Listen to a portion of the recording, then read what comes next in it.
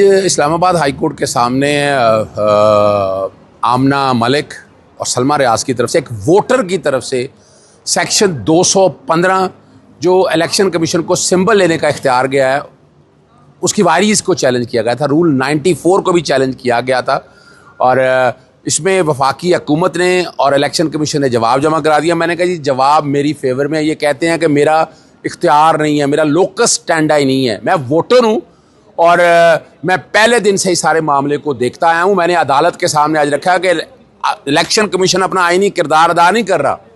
वो समझ रहा है कि मैं भी एक कोर्ट हूँ, मैं भी एक हाई कोर्ट हूँ। वो बैठ के इंटरप्रिटेशन ऐसी कर रहा है जिससे बहुत से इबहाम पैदा हो रहे हैं।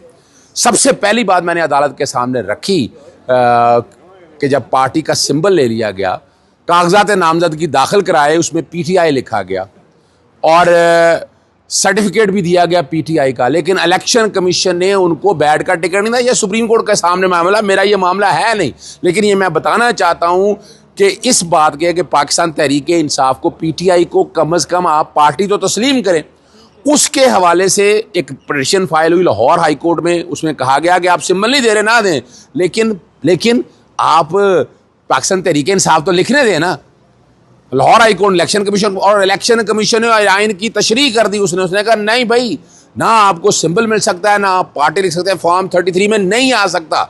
और रूल 94 जो मैंने अदालत के सामने बताया कि वो कहता है कि एक्सप्लेनेशन में लिखा हुआ है कि पार्टी जिसको सिंबल नहीं है वो मखसूस रजिस्टर नहीं ले सकती। अब आइन का आर्टिकल 17 मैंने बताया कि लाहौर हाई कोर्ट ने कहा कि ये एक एसोसिएशन है, एसोसिएशन तो है नहीं, ये तो पार्टी है और पार्टी को अगर बैन करना है तो मुल्क की सालमियत के खिलाफ है। या मैंने कहा जी फंडिंग के हवाले से ये सवाल आया, वो सारी बातों को सामने रख कर, और इस पे एडिशनल अटॉर्नी जनरल या उनका कहना था कि जनाब सुप्रीम कोर्ट के अंदर, मैंने कहा जी सुप्रीम कोर्ट में ये मामला है नहीं, बता लें, पूछ लें। मैं कल भी सुप्रीम कोर्ट के सामने रहा हूँ।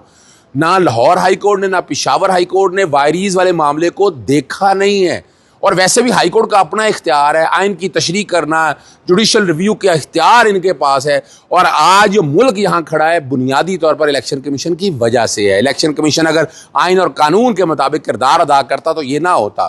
जो कि पाकिस्तान तहरीक इंसाफ और सुन्नी इत्तेहाद कौंसिल का भी फरीक बनाया हुआ है कि, और उसकी मैंने कहा वजह एक ये मैं समझता हूँ हो सकती है कि जब पार्लियामेंट ने सेक्शन 215 लिखा ड्राफ्ट्समैन ने, इन्होंने गौर नहीं किया इस बात पे कि सेक्शन 215 जो है क्या उसका इम्पैक्ट ये आएगा, ये देखा नहीं। और ये ड्राफ्ट्समैन करता है और ये पार्टियों को अंदाज़ा नहीं था कि इसका नुकसान कितना होना है। और आज पाकिस्तानी तारीख में 215 का नुकसान कितना हो गया वो आपके सामने मौजूद है।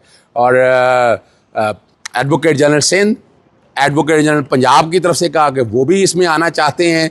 पाकिस्तान तहरीक इंसाफ या सुन्नी इत्तेहाद कौंसिल का एक्स पार्टी ऑर्डर कर दिया। खैबर पख्तूनख्वा की गवर्नमेंट से भी ये इस सवाले के हवाले से वो आना चाहते, लास्ट टाइम भी आए थे और नहीं आ सके। इस पे उनका ख्याल था कि इसको, मैंने कहा जी मैंने अदालत के सामने कोई नहीं कहा, पीर वाले दिन सुप्रीम कोर्ट देख ले सारे मामले को। लेकिन एक बात और अदालत जस्टिस आमिर फारूक साहब ने कही कि वो चूँकि कॉन्स्टिट्यूशनल कोर्ट हैं वो खुद देख सकते हैं। और मैंने हवाला भी दिया कि इलेक्शन जो पंजाब के इलेक्शन थे उसमें लाहौर हाई कोर्ट के मामला थे, सुप्रीम कोर्ट ने कहा हम नहीं देखेंगे, ये पहले हाई कोर्ट देखे। अब हाई कोर्ट ये सारे मामले को देख रही है। उम्मीद है कि इंशाअल्लाह मंगल वाले दिन, और याद रखिएगा एक बात मैं सबसे अर्ज करता चलूँ, सेक्शन 215 जो पार्टी सिंबल लेने का इख्तियार है या 94 इलेक्शन सिंबल के हवाले से बात करता है, अगर दोनों अल्ट्रा वायरी हो गए तो फिर इलेक्शन कमीशन कहाँ खड़ा होगा।